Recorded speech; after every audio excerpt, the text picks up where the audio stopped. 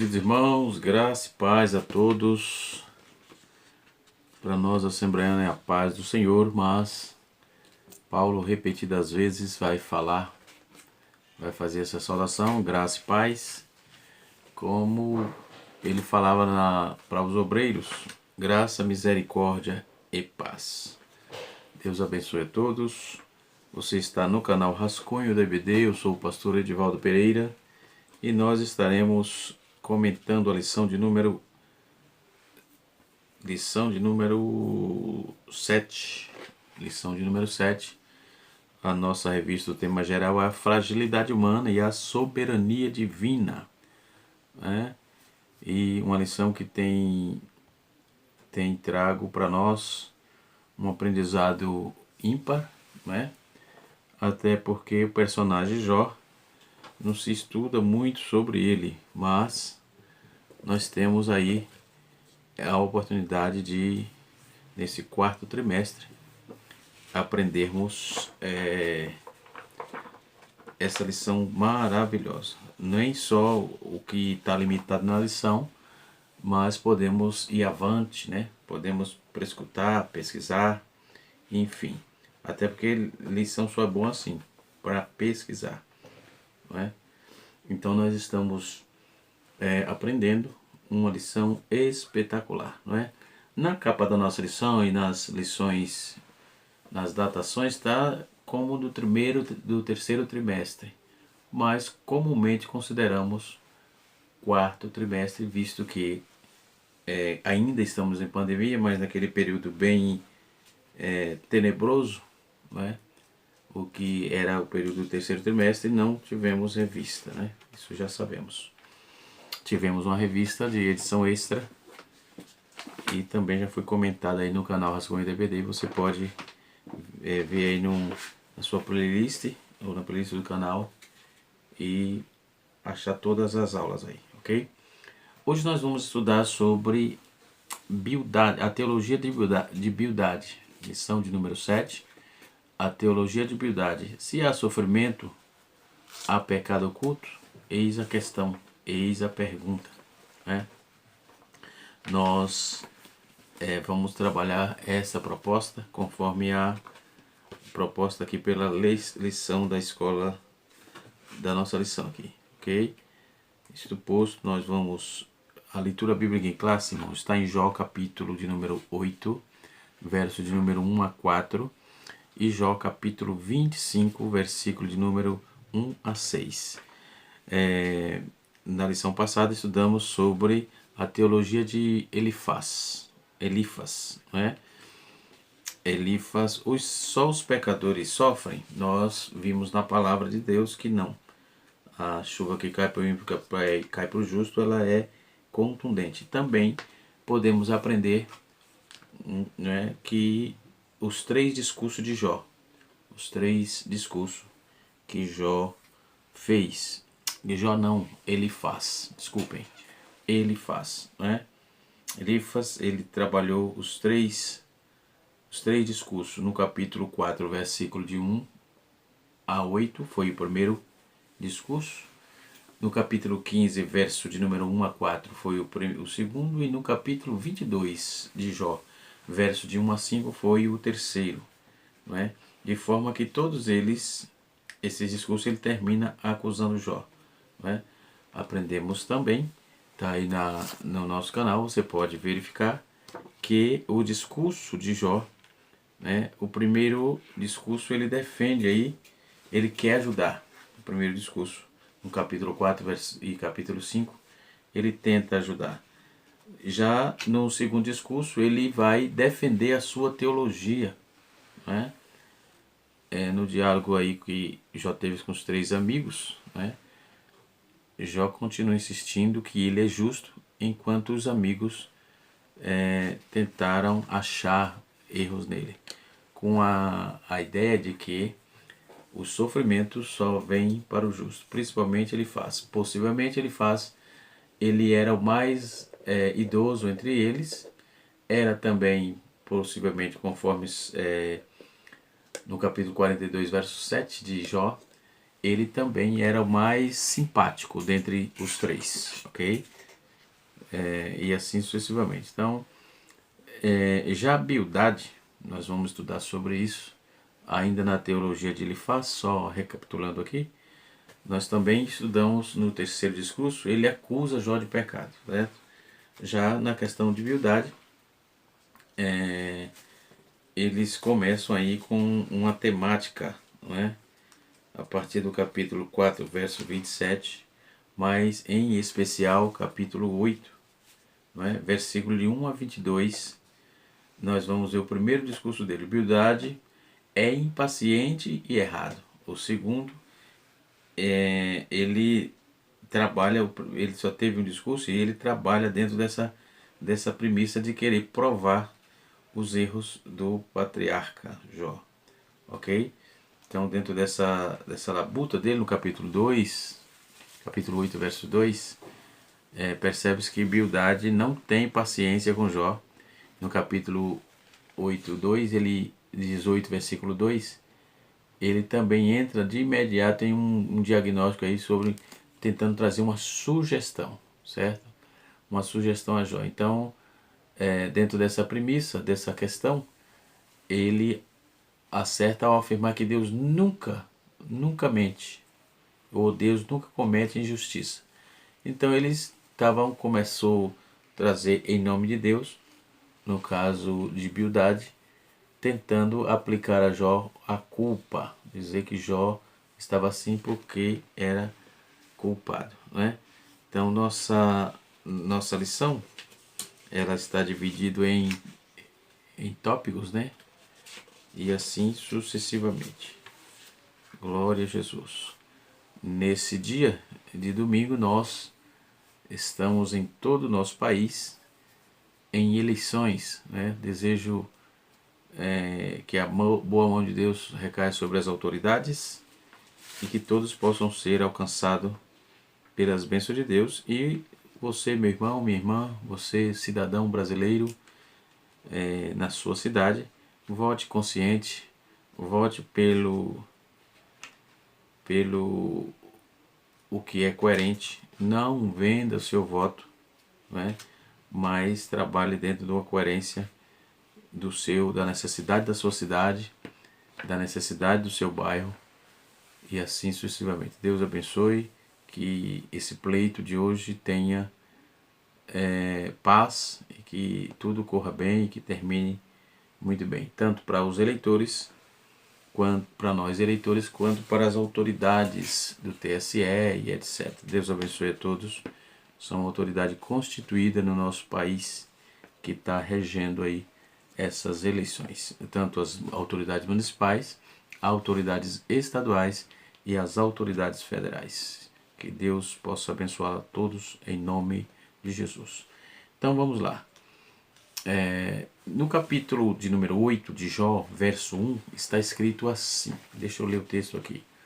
Então respondeu Bildade, o suíta, e disse: Até quando farás tais coisas, e as razões e a tua boca serão qual o teu vento impetuoso? Porventura perverteria Deus o direito e perverteria o Todo-Poderoso a justiça? Versículo 4. E os teus filhos pecaram contra ele também, e ele os lançou nas mãos de transgressores, nas mãos de suas transgressões, na mão das suas transgressões, ou melhor. Capítulo 18, versículo 1, está escrito assim: Então respondeu Bildade, o suíta, e disse: Até quando usarei artifício em vez de palavras? Não é? Considerai bem o que então falaremos. Versículo 3: Porque somos tratados como animais e como imundos nos vossos olhos. Aí no capítulo 4, versículo 4, aliás, né? Ou tu que despedaças a tua alma na sua ira, será a terra deixada por remover-se as rochas em seu lugar? Capítulo 25, versículo número 1, está escrito assim, de Jó, os três discursos, as três falas as três falas de Jó, Bildade, Jó de novo e Bildade responde. Ok? Versículo 5, Bildade 25, capítulo 25, aliás, Bildade vai responder dizendo assim: Então Bildade, respondeu Bildade, o suíta, e disse que com ele está um domínio e o temor para a paz de suas alturas, nas suas alturas. Porventura tem o número de seus exércitos, e para quem não se levanta a sua luz. Versículo 4. Como, pois, seria justo o homem perante Deus, e como seria puro aquele que nasce da mulher?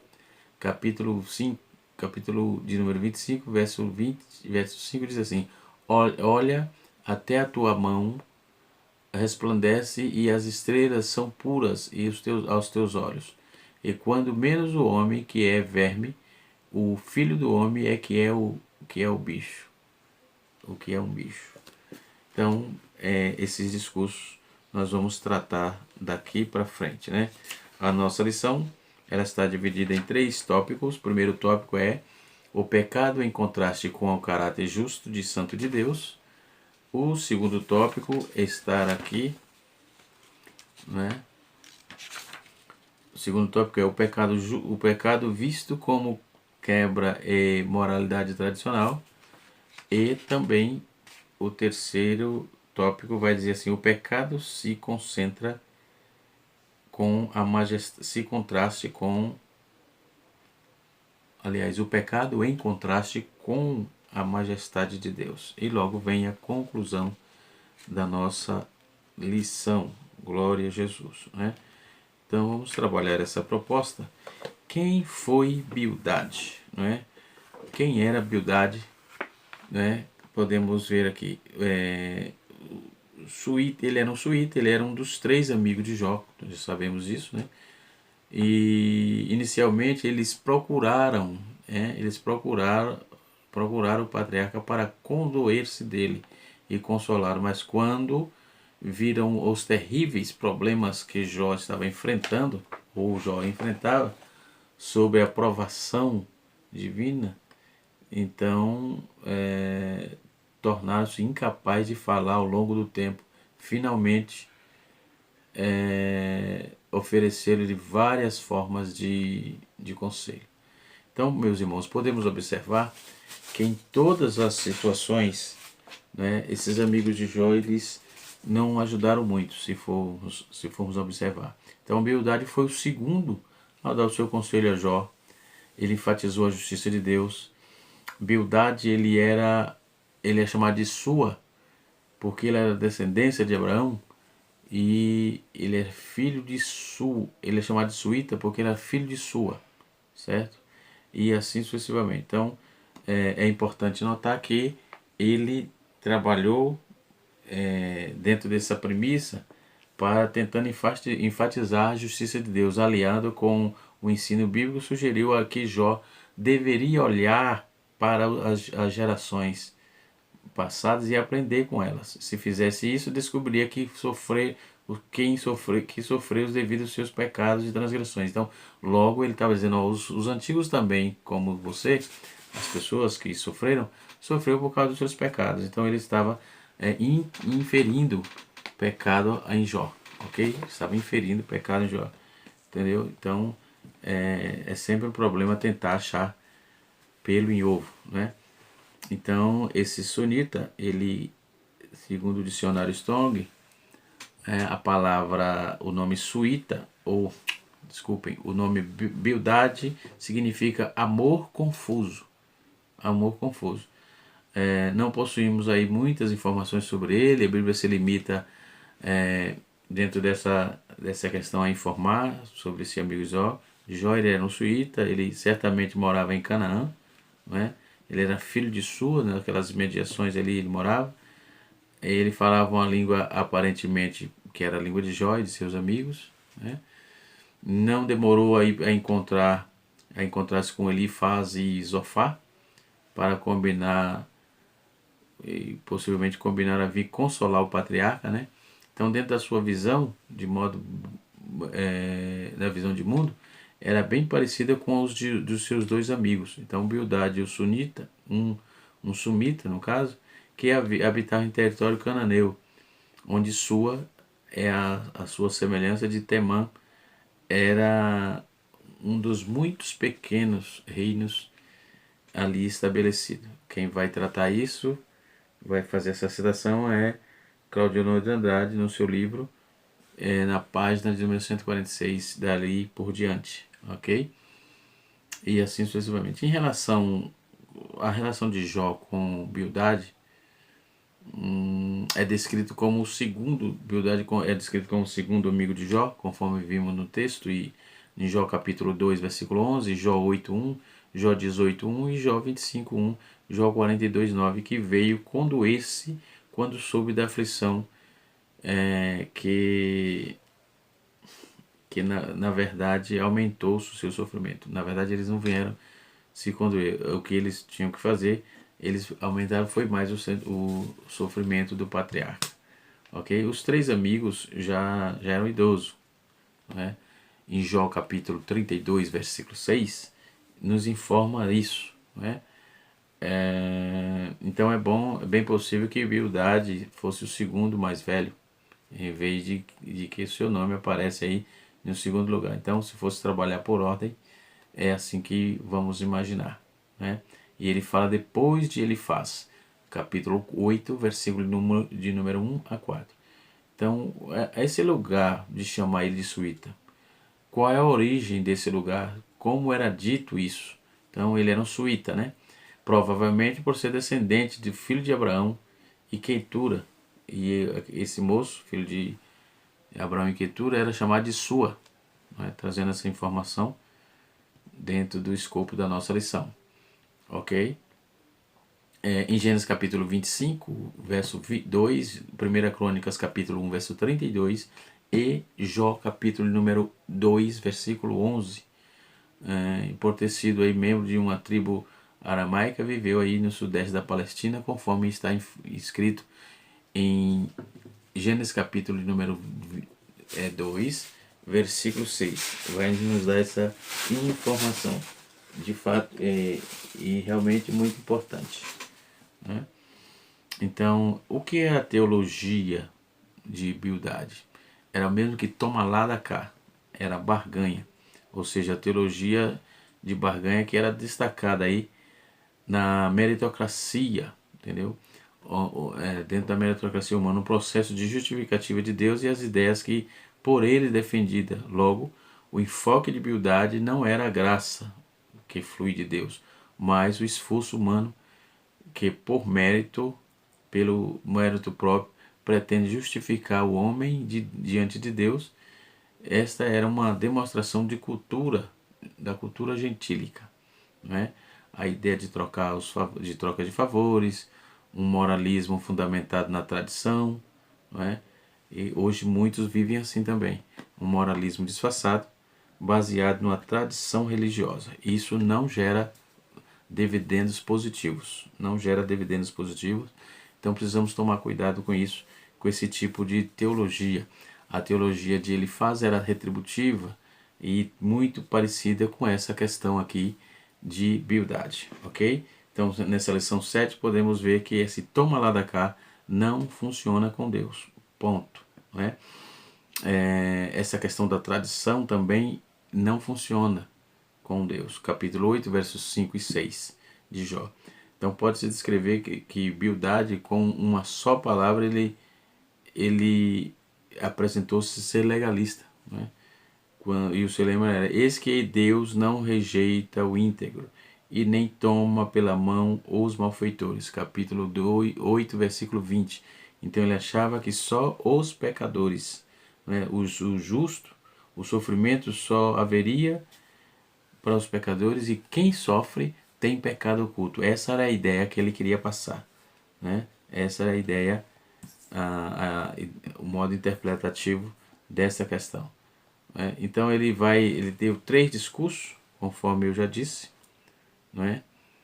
3 discursos. O primeiro discurso, que vai do capítulo 8, versículo 1 a 22, de Jó, e nesse capítulo observando que Bildade dizendo que Jó não poderia queixar-se do seu sofrimento, pois Deus é justo e jamais trataria de tal angústia sobre o que com ele, pelo menos seus filhos, que houvesse pecado, né?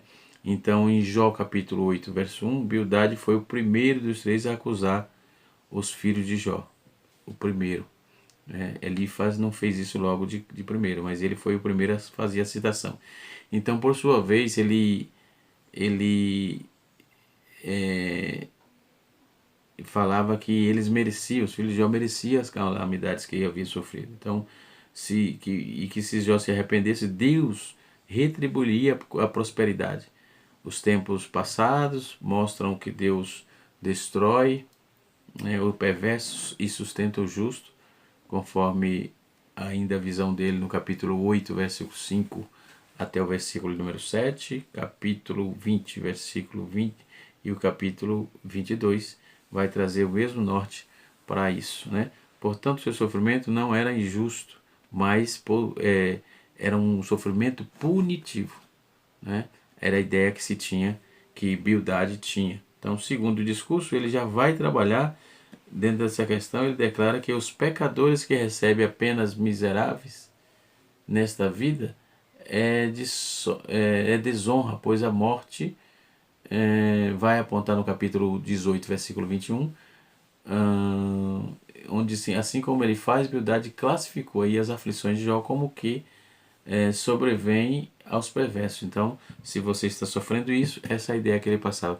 Você deve ser um perverso, deve estar pecando contra Deus, você deve estar com problema com a sua vida e está pecando, né? O terceiro discurso dele, a terceira fala, no capítulo 25, versículo de 1 a 6, ele vai dizer que ele vai sustentar a majestade e a perfeição de Deus, e a supremacia de Deus, e a imperfeição de todas as coisas criadas pelo Senhor, né? E ele vai também argumentar que o homem é um verme, né? Por isso é impuro diante de Deus. Jó capítulo 25, versículo 4 e 6, né? Olhando aqui a palavra de Deus, as ideias de Bildade é idêntica e defendia há milênios depois pelos teístas, né? Então esse grupo achou espaço e foi se proliferando, né? E assim sucessivamente. Precisamos ter cuidado dessas demandas para que não possamos aí causar problema até para nosso próprio entendimento, para nossas razões, né? Porque a Bíblia diz uma coisa e podemos entender outra. Isso é um prejuízo, ok? Então essa teologia vai trabalhar a proposta de uma proposta de toma lá da cá, e isso não é o que Deus tem para a sua igreja, para o seu povo. Então a teologia de Elifaz, ou de Bildade, ela é refutada pela Bíblia. A própria Bíblia vai refutar essa teologia descabida, né? Então isso não é verdade, porque a Bíblia deixa claro que o sofrimento vieram sobre o ser humano por causa do pecado original, nem sempre por causa do pecado pessoal. Capítulo 3 de Gênesis, versículo de número 3, 16 a 19. Ok? Então, no caso de Jó, de forma nítida, tá? O próprio Deus testifica dele, enfim. Então, não cabe aqui para Jó, defendendo aí essa questão. Outra defesa, em Jó capítulo 2, verso 3, diz assim o texto: E disse o Senhor a Satanás: Observaste o meu servo Jó, porque ninguém há na terra semelhante a ele, homem íntegro, reto e temente a Deus. Então, o próprio Deus desconfigura, desconecta qualquer possibilidade de verdade dessa questão, então desmonta tudo. Então, na verdade, só resta o sofrimento para o ímpio na terra, de acordo com a história sagrada. Os ímpios podem prosperar financeiramente, às vezes até os mais justos, até mais justo ainda, né? Eles prosperam mais que o justo. Enfim, a geração de Caim, por exemplo, era tecnologicamente avançadíssima naqueles dias, apesar de ímpia, conforme o capítulo 4, verso 17 a 22 de Gênesis, ele, entendeu, prosperou bastante. Asaf observou que os ímpios, apesar de viverem em pecado, prosperaram, não é? O proverbista diz assim: não tem inveja do homem maligno e nem deseja estar com ele. Não tem inveja, deixa eles prosperarem lá. Só que espiritualmente aí é um outro viés, é uma outra visão, é outra vertente, ok? Em Salmos capítulo de número 73, versículo de 1 a 12, no entanto, a prosperidade material não lhe é assegurada a felicidade plena de vida eterna, conforme o Salmo 73, verso de número 16 a 20. Então, todas essas contestações de Jó, as palavras de humildade, Jó vai trazer a lume. Então, Jó não se considera absolutamente justo. No capítulo 9, versículo de 1 a 35, nós vamos ver isso. Ao contrário do que pensava e afirmava a humildade, Jó se considerava 100% justo. Ele sabia que era um homem com imperfeição, né? Na verdade, sei que assim é, porque considerado justificado homem para com Deus. Isso Jó dizendo, né? Então, no versículo 15, ele vai afirmar isso, no capítulo 9, versículo 15, ele vai dizer: porque ainda que eu fosse justo, não lhe responderia antes do meu juiz, pediria misericórdia. Então, logo, Bildade estava equivocado dentro da sua visão, não é? E Jó, não, outra refutação de Jó, Jó contesta aqui, outra contestação, Jó não ficava aliviado aí com as palavras de seus amigos, né? Outro problema é que Jó reconhece a grandeza de Deus e defende toda a sua integridade, né? Então, assim como a Bildade, o seu terceiro discurso, ele louva a Deus, Jó capítulo 25, versículo de 1 a 6, né? E Jó também louva a Deus, capítulo 26, versículo de número 1 a 14. E no capítulo 27, o patriarca acrescenta que não manchará os seus lábios de forma alguma, conservando com sua integridade.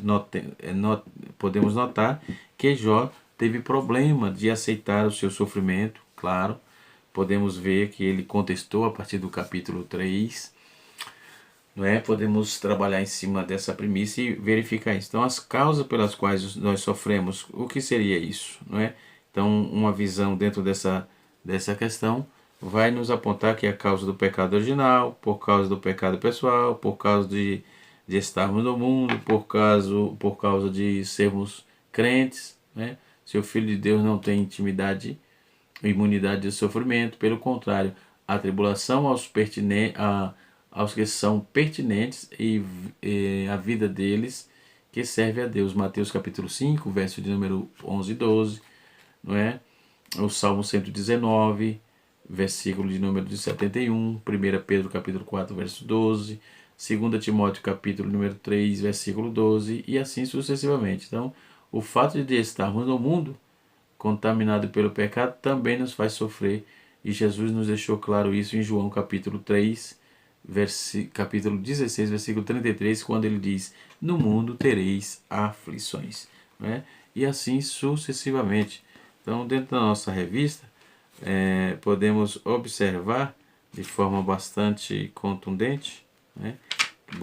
De forma muito clara, que Bildade, aliás, também tentou trazer uma visão que Jó estava realmente com problema de pecado, né? Ele tentou trazer uma visão de que Jó estava dentro do contexto pecador. Veja o que diz no primeiro tópico, vamos lá. Deus é justo e reto. Então a teologia de humildade, conforme já dissemos, possui semelhança entre seu Deus, semelhança com a de seu amigo ele faz, ou melhor. Para esse segundo amigo, as ações de Jó não poderiam ser justificadas, pois elas condenavam a Deus, revelando a ele que ele punia pessoas justas, enfim. Então, eles, na verdade, se nós formos observar, dentro do contexto teológico, principalmente dentro da Teodiceia, podemos observar que dentro dessa visão, a visão de Bildade era colocar Deus no banco dos réus.